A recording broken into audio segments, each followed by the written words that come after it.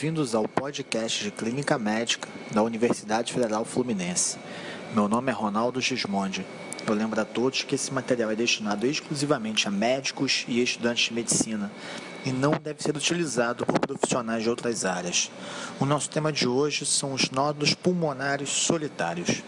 Um nódulo pulmonar solitário é definido como uma lesão, uma opacidade radiográfica que tenha menor ou igual a 3 centímetros de diâmetro e pelo menos 2/3 de sua margem por parênquima pulmonar. Então, 2/3 de sua margem seja de parênquima pulmonar. Há várias causas possíveis para um nódulo pulmonar solitário. Incluem causas infecciosas, como tuberculose, abscesso, infecções fúngicas, lesões vasculares, lesões inflamatórias, como as vasculites e as colagenoses, a atelectasia, mas o grande temor, aquilo que o médico olha e dá pavor nele, é o risco de uma neoplasia, e no caso especificamente uma neoplasia maligna. Então, quando a gente vê um nódulo pulmonar solitário, a preocupação é, isso é um câncer? E a primeira etapa da avaliação vai ser tentar confirmar ou excluir essa hipótese.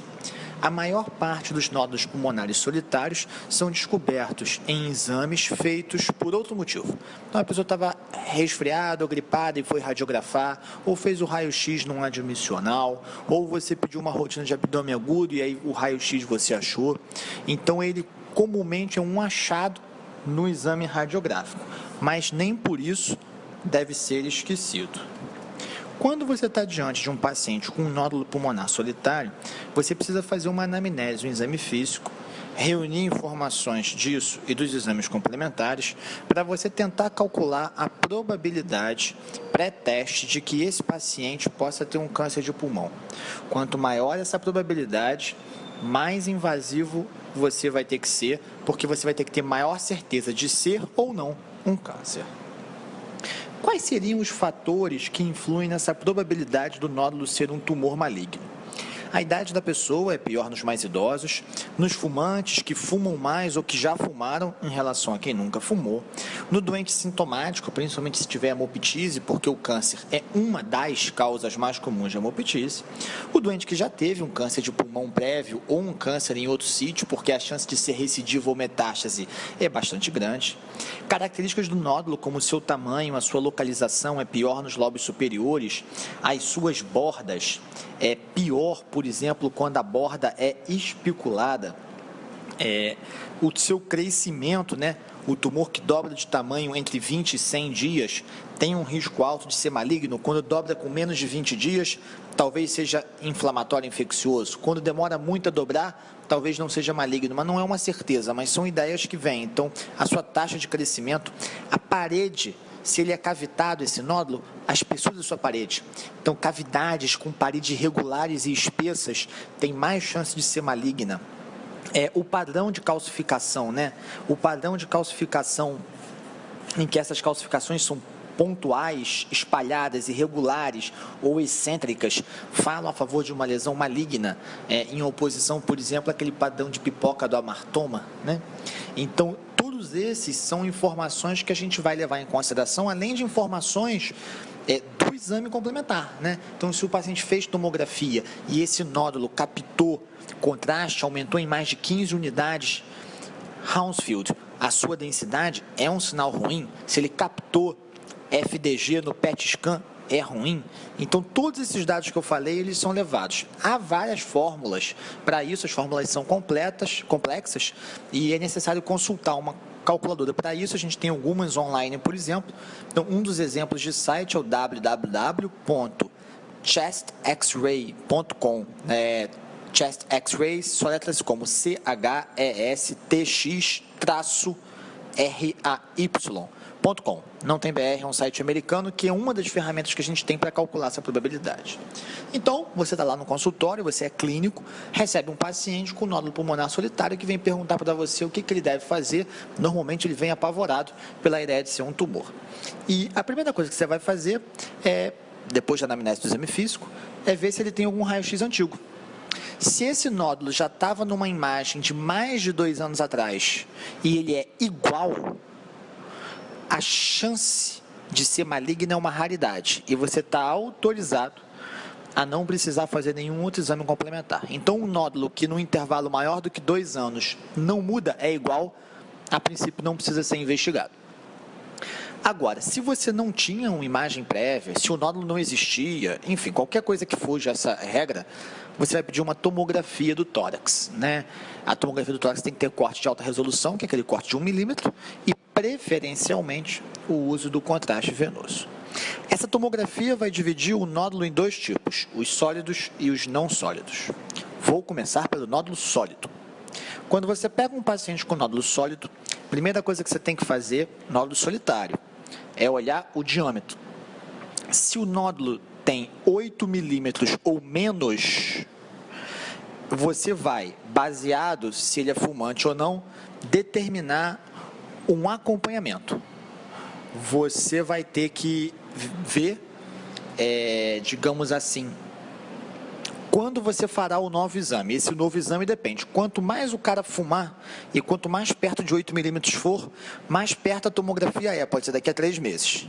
Agora, se o cara não fuma e o nódulo, por exemplo, tem menos de 4 milímetros, que é um nódulo muito pequeno na pessoa que não fuma, você pode até empurrar essa tomografia para daqui a 1 ou 2 anos. Então, no nódulo sólido com 8 ou menos milímetros, a conduta é repetir a tomografia.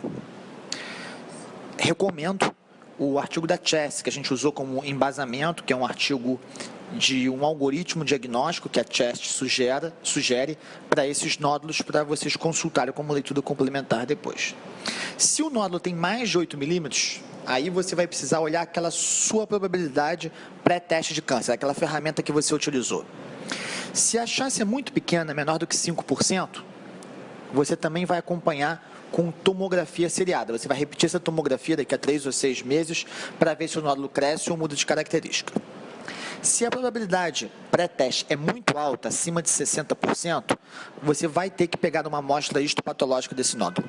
Você pode fazer isso através de uma biópsia incisional, no nódulo central por broncoscopia, no nódulo periférico por punção guiada por tomografia, ou até numa biópsia excisional. Mas se a probabilidade pré-teste é alta, você tem que tirar, porque você tem que ter certeza se é ou não câncer. E no paciente com probabilidade clínica intermediária, entre 5% e 60%, você vai fazer o PET scan, o PET-CT, em que você vai unir a tomografia, que te dá a imagem anatômica, com o PET scan, que te dá uma informação metabólica. O nódulo que captar muito FDG é porque tem metabolismo muito ativo, e isso aumenta a chance dele ser um câncer. Lembrar que o PET scan tem melhores resultados nesse doente de risco intermediário e nos nódulos que tem mais do que 8 a 10 milímetros, porque menos do que isso não tem resolução suficiente para você poder interpretar bem o exame. Então, essa é a conduta para o nódulo sólido. O nódulo que não é sólido, que em geral tem um aspecto de vidro fosco, isso é complicado. E nós estamos falando aqui de nódulo isolado. Quem tem várias lesões em vidro fosco é outra abordagem. Então, vamos supor que você tem uma única lesão em vidro fosco, ou mista. É super complicado porque isso aí pode ser um adenocarcinoma de crescimento lento, pode ser um bronquíolo alveolar, que hoje em dia também é um subtipo do adenocarcinoma, hoje em dia, chamado lepídico, né? Então, você tem que ter muito cuidado com isso aí, há muita controvérsia nessa área. Esse artigo que a gente recomenda como leitura complementar, tem o link no Facebook, é o seguinte: se ele é misto, há uma área sólida e uma área em vidro fosco, o ideal é você repetir a tomografia em 3 meses. Alguns autores até sugerem um PET scan associado, mas quanto mais vidro fosco, pior o resultado do PET scan. Se você ficar muito na dúvida, às vezes é melhor fazer uma biópsia, para você ter certeza. Então, o nódulo que é misto, meio sólido, meio vidro fosco, você pode repetir a tomografia em 3 meses, pedir um PET scan ou até partir para a biópsia.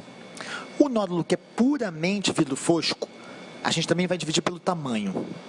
Nódulos com 5 milímetros ou menos, teoricamente, não precisam de investigação. Nódulos com mais de 5 milímetros, você repetiria a tomografia em 3 meses. Se o nódulo ficar igual, você repetiria a cada ano. Qualquer coisa que mude nesse nódulo está crescendo, mudou a característica, faz a biópsia excisional, porque há um temor muito grande da relação entre esse nódulo de vidro fusco isolado e essas formas lentas de crescimento do adenocarcinoma.